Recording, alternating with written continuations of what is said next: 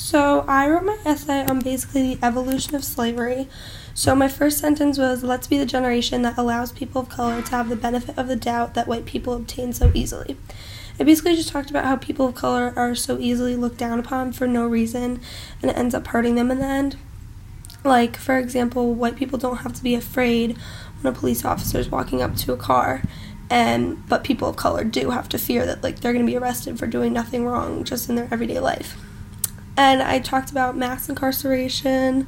So my first paragraph is about how there used to be a time where the color of one's skin didn't affect how they were treated at all. So in the New Jim Crow, Alexander describes how plantation owners had a growing demand for labor, and they could not use American Indians because they knew the potential slaves would fight back.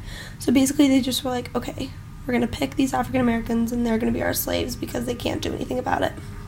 And I used the quote, "Under the terms of our country's founding document, slaves were defined as 3/5 of the man, not a real whole human being." And then I talked about how once slavery ended, the South struggled to survive because slavery was their main income. And then I kind of within that paragraph, talked about how as convicts, people of color had no rights, which then made them slaves again later on in life because we started taking baby steps forward and then we started rewinding again. And I talked about how she explained how President John F. Kennedy vowed to deliver a strong civil rights bill in order to make a significant change to discrimination. And when he was assassinated, President Johnson took over this role, and by the late 1960s, the amount of African Americans who were registered to vote were higher than ever before, so that's an example of taking steps forward.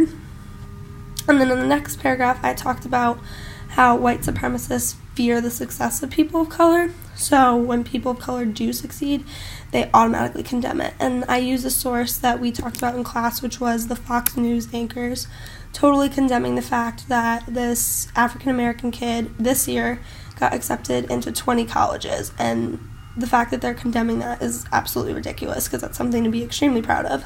And I used a quote from them. This is what the Fox News anchors said. They said, "It's a little ridiculous that this kid applied to 20, taking away a spot and basically waitlisting another kid."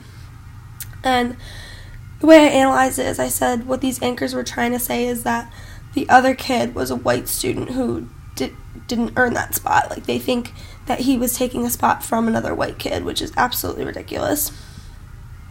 So I talked about how they were just totally condemning the fact that a person of color was succeeding more than a white person. And I said most white supremacists are shocked when a person of color even attends college because white privilege gives white people a higher chance of attending college than people of color. And then I used the quote from the New Jim Crow: "In Chicago, as in other cities across the United States, young black men are more likely to go to prison than to go to college. As of June 2001, there were nearly 20,000 more black men in the Illinois state prison system than enrolled in the state's public universities."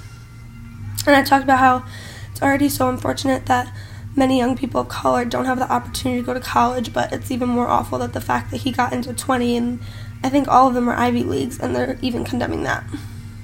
And then I talked about how the Fox News anchors most likely would have bet on that kid going to prison than going to college.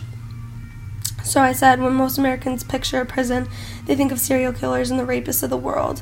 And this is when I get into mass incarceration. So I use the documentary The 13th, the quote, "The United States holds 5% of the world's population, yet 25% of the world's prisoners.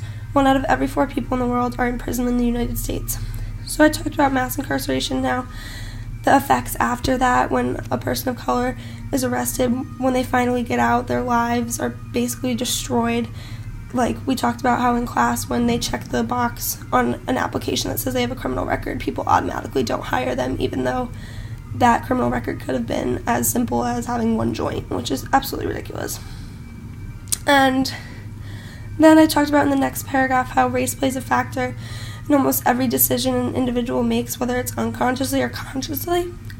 What's even more problematic is that the decisions people make because of race can alter an individual's life severely. So I use the example of a police officer pulls over a black man. The odds of that black man being shot and killed are way higher than they would be if he was a white man.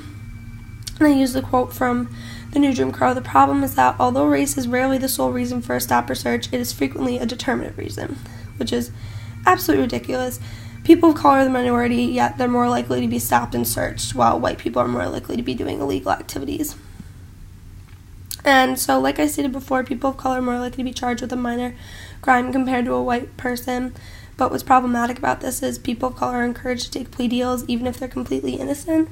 So that's back to mass incarceration. They're encouraged to take a plea because if they plead guilty, plead not guilty, the odds of them being guilty is basically 100%. So they're going to have a criminal record anyway, so they might as well take the plea and not have to go to jail for as long, which is absolutely ridiculous because then it just ruins their life even more. And so then I kind of concluded with saying we need to be the generation that allows people of color to have the benefit of the doubt that white people already have. And basically the wrap-up of my paper is I talked about how racism has just evolved from the 1800s to now, whether it's gotten better or worse, or we just kind of change how people view it. And I basically said American society is aware of this ongoing evolution of racism, but people don't care enough or give attention to these racial issues. And this matters because people of color will continue to be put in prisons and lose their opportunities to actually have a life.